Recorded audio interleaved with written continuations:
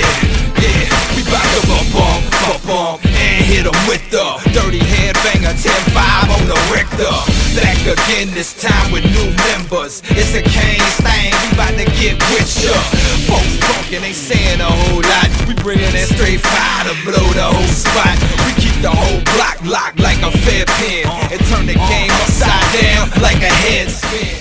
It's You Bet CaneSport with Lee Sterling. I'm Gary Furman, the publisher of CaneSport.com, with, of course, Lee Sterling as we break down the Miami Hurricanes North Carolina game from a bettor's perspective, and then also take a look at some of the other top games in college football this weekend. Lee, you had a week off. Let's start with your comments on some of the games last week. Some amazing contests for both bettors and non-bettors alike. Talk in general for us real quick just about college football this season and the unpredictability and the challenges that you're facing as a sports handicapper. Well, even someone who watches a lot of games, I thought there was no chance that Alabama was going to lose that game. I mean, A&M had shown nothing the 2 weeks before once they went to the backup quarterback, Calzada. Their offensive line hadn't blocked, but just shows you get at home in front of 100,000 people, you can play, well above what your normal talent level is. And that's what makes, I think, college football so great. This year in the NFL has been great, but college football, I think, is about to go on a run over the next 4 or 5 weeks and equal that. I mean, I'm talking about like games like Baltimore, watching Lamar Jackson and leading his team back.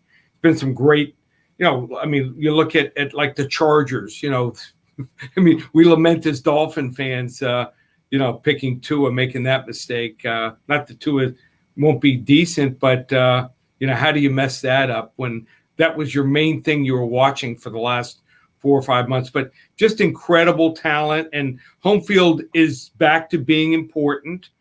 I think that's one thing. And, the question now is, up at the top is, can anyone play with Georgia? And maybe only 2 teams I see is having a shot right now, and that would be Alabama. They get things back in gear, and maybe Cincinnati. Cincinnati almost beat them in a bowl game last year. So Cincinnati's an impressive team. They play hard. Defense is one of the top 4 or 5 defenses in the country, and they've got a quarterback, a dual-threat quarterback, who I don't think Ritter has played his best yet. So I think it's going to be, fun, and even our Canes. It's going to be interesting to see what happens. Are they going to sink or are they going to swim? All these games are winnable. There's not a team on the schedule that Miami has to play that they can't beat. And there's also every team on the schedule could beat them. So I think we're going to find out what the coaching staff and the players are made of. And then, of course, you have teams like Wake Forest and Michigan State that I'm sure as a handicapper, you don't really know what to make of as you're going forward. I'm sure you're anticipating some losses. In some ways, it might help you a little bit because you figure, there might be something coming there to give you a little bit of an edge. But you mentioned home field, and obviously a struggling North Carolina team lost on their home field to Florida State last week, a team that clearly has their number because they upset them last year too. But they're back on the home field this week against the Miami Hurricanes, and in the battle of 2 struggling programs that thought they were going to be much better going into the season. Give us your breakdown of Miami at North Carolina, and so, the line has gone from like 6.5, and now is at 7.5. So what's interesting about North Carolina? Let's first talk about them. They returned 8 out of 11 starters on offense. All they were losing was their top 2 running backs, which is a huge loss, and their top 2 receivers. So you're thinking, okay, still have the line, still have a great quarterback. They get a transfer running back from Tennessee, who's obviously good. Got to be able to find some guys they can recruit.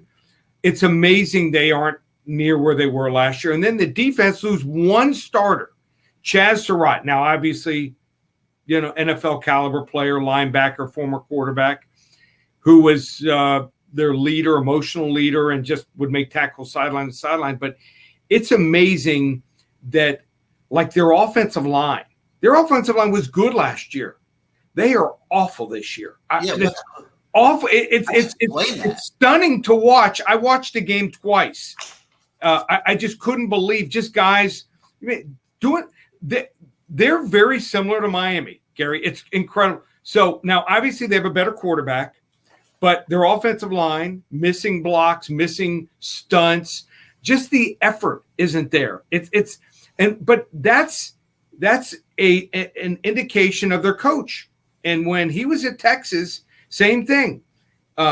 Good as an underdog, as a favorite. When everyone put him on this pedestal, Brown he wasn't a great coach. So maybe his teams, in the long run, take on the personality of a head coach. So maybe they don't work as hard. They were trying to get to that mountain, and finally last year they were right there. They played with Texas A&M in the bowl and obviously routed Miami. But something happened, and we're just not seeing like their offensive line be the same, or their defense, which was not great last year. But I'm watching guys have the same problem that Miami had. Their linebackers can't get off blocks, just taking wrong angles, defensive backs making misreads. I mean, there's some bubble screens where guys are committing from the defensive secondary to make a tackle right away, and boom, guys going the distance, 70, 80 yards. So two very similar teams, except for, I think, the quarterback. So the line started at 6.5, even though Miami is on the bye week. I think the public and the betting public feels that North Carolina has the weapons to make it a blowout. That's what I see. Now, I see it actually a little bit different. So this is not a game I'm giving my clients again. I'll tell you if it is. But Miami's had an extra week to prepare. If they want to make something out of their season, this is their game. If they lose this game, I think it would be tough to come back and do anything this year. So the key is show a couple different plays. Come with some different looks. Kids like to be challenged. So I'm watching, teams like Michigan State. They throw different plays. In the NFL, the Chargers, that new head coach, who was at the Rams, he was the Rams offensive coordinator for a couple of years. I don't think he called the plays, but he was there. He's showing his players from I'm hearing every single week. They're learning 4 or 5 new plays. And kids want to be challenged. They'll tell you, hey, you think they want to be lazy, but they love to learn. And that's, if I'm Miami, that's what I would do. Do they do it? We're going to find out. I probably doubt it.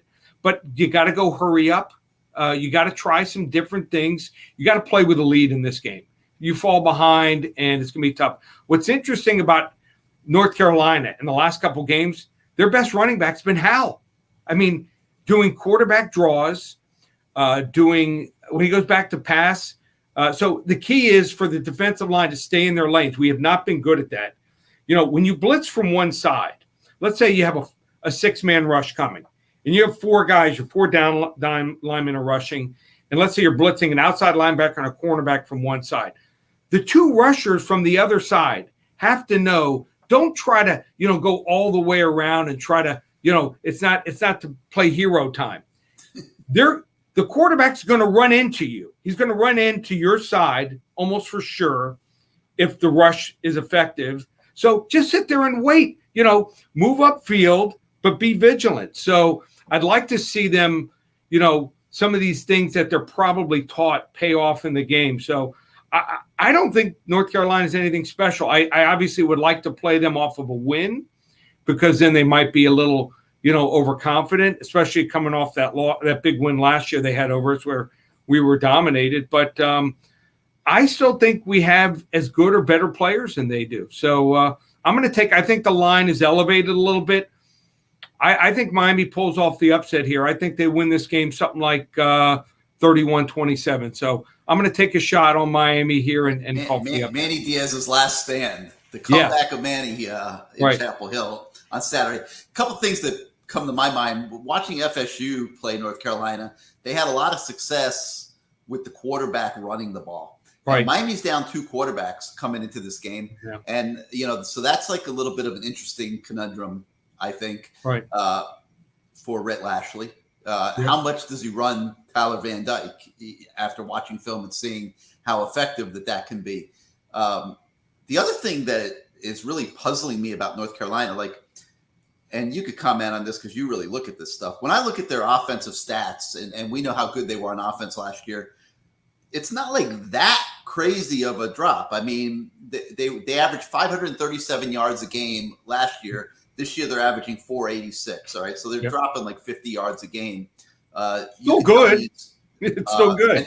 And 6 points. So 6 points, 50 yards is the difference right now between last year and this year. How big of a difference is that? I mean, it's a difference, but you should still be winning more games. You know, they caught Virginia. What's funny is, okay, so I told you about Alabama before the year. I thought they were going to lose a game. And it was just a different team that ended up upsetting. I thought that A&M would do it with, their starting quarterback, not with the backup. But I did think that was going to be one of the two toughest games. I thought they'd lose a game. I told everyone after the Virginia Tech game against North Carolina, Virginia Tech obviously prepared for over a month for that game. And I didn't think they were that good. And time has proven that out. I think that North Carolina is way underachieved. So I think our talent is good. Do I think it is Alabama-esque or as good as Florida's? Maybe not. But good enough to win almost every game. I just think it's either something's missing in these kids. Maybe it's not confidence. Maybe it's, just not following the game plan. We've talked about missing so many tackles. So North Carolina's missing a lot of tackles, but I mean, we're head and shoulders leading the country in missed tackles. It's almost comical. I'm almost shocked. I shake my head when I watch the game. We've never missed this many tackles in the open field, but he is playing younger guys, and the younger guys, you're seeing flashes, and you didn't see that with some of these older guys. So I'd keep playing the guys and the younger guys and see if it pans out. But I'd like to see Rhett Lashley coach a better game. He just has not, I think, coached his potential. Had a rough year, no doubt about it. All right, there's another number that's puzzling me. We talked about the 5-point differential, North Carolina's offense from 2020 to 2021, and the 50 yards. The defense is actually better than last year. They gave up 29.4 last year. So far this year, they're only giving up 26.7, and they're losing and losing and losing. The numbers don't add up, Lee, and I think that adds to the challenge that your brethren have this week in figuring this game out and which side of the line to land on. And I'm not surprised that you're not giving it to your clients because it's a difficult one to figure out. So, all right. So you're saying that if you did have to play the game, you would take Miami and the 7.5. You might want to do a money line, Gary. So, the money line you can get like plus like 260, 280. So if Miami is in the game, they're probably going to win. I don't see them losing by 3-4 points. They're either going to win outright or they're going to get blown out. So I don't see it falling in between there. So, I think we'll know pretty early, after the first quarter where we're at. So, I'm going to play at money line plus like 260 plus 280. So if you win, it's like winning almost 3 games. There you go. That would actually that would probably be the way to go if anyone's out in Vegas or something. We don't have sports books here in Florida yet, but maybe you have a bookie that can take or play online, the player and play online or something. Yeah, but I like that advice, Lee. If you like Miami, maybe you do take a chance on the money line there. Now, how about the over under? Now, that to me, that's the interesting number in this game. Do you have the over under there with you right now in this Miami North Carolina game? Because there figures to be a lot of offense, I would think, in this game.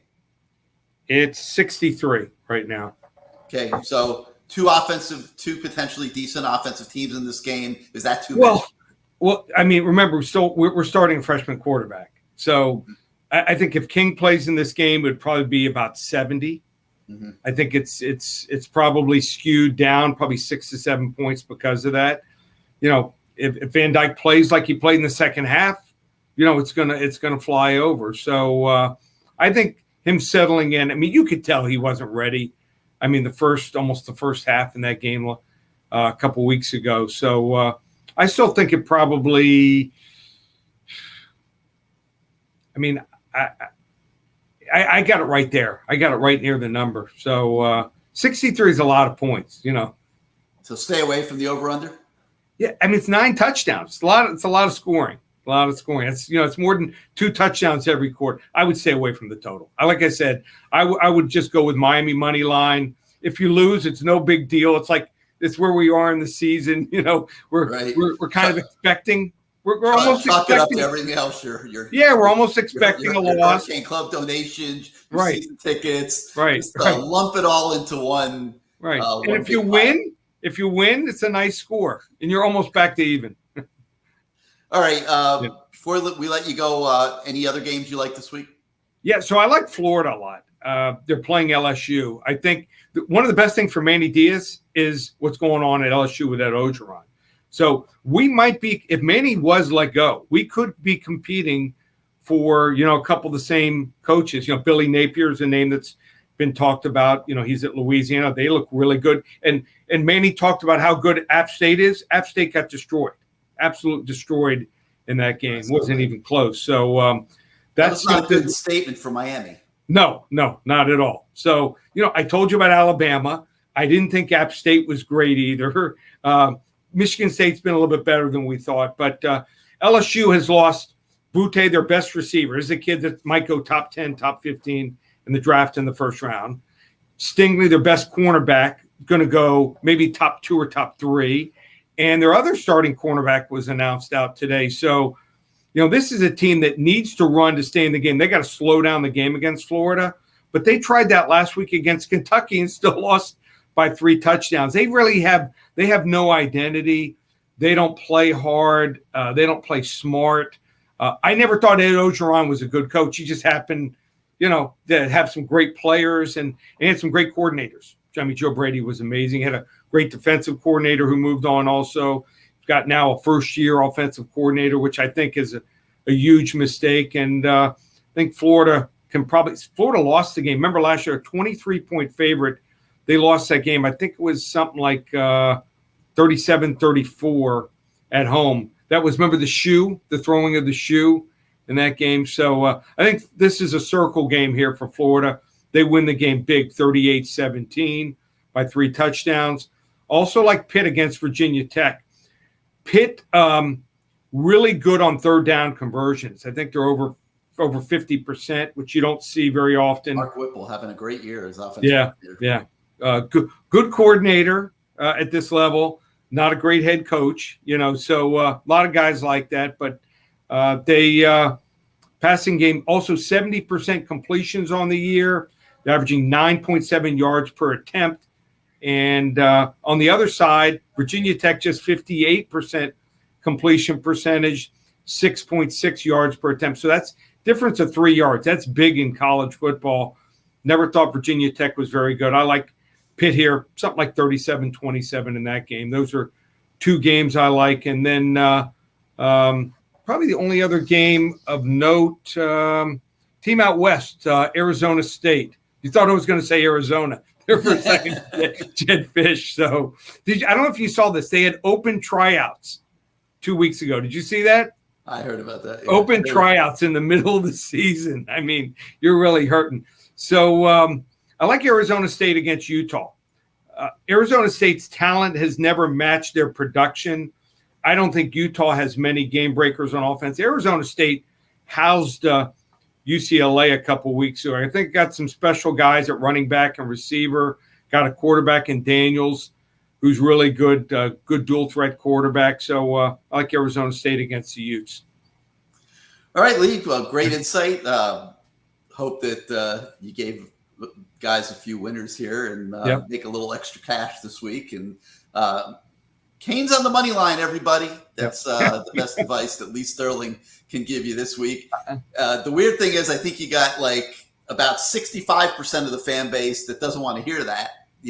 Right. Because they don't want to hear that the Canes are going to win because they're consumed with potential coaching changes and things like that. But the other 35% are probably fired up and right.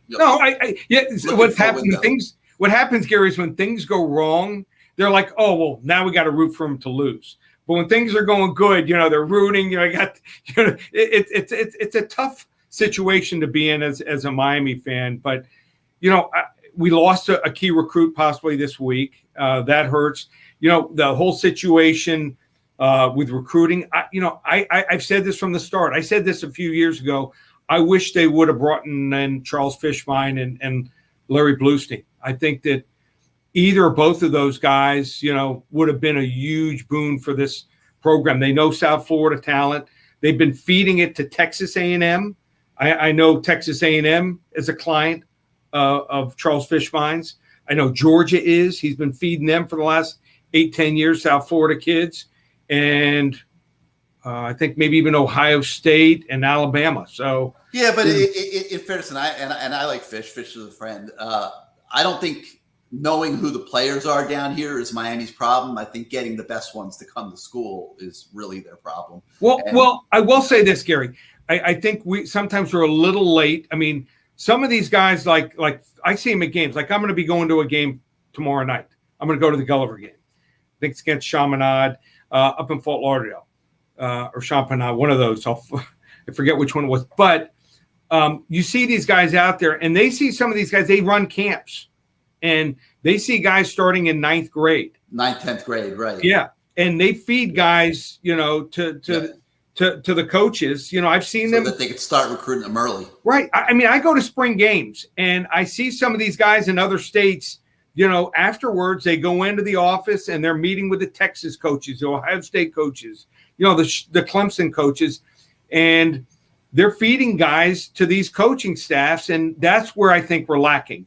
Obviously when you're not winning, it's hard to get guys to come, but you have to identify guys, I think, a little bit earlier.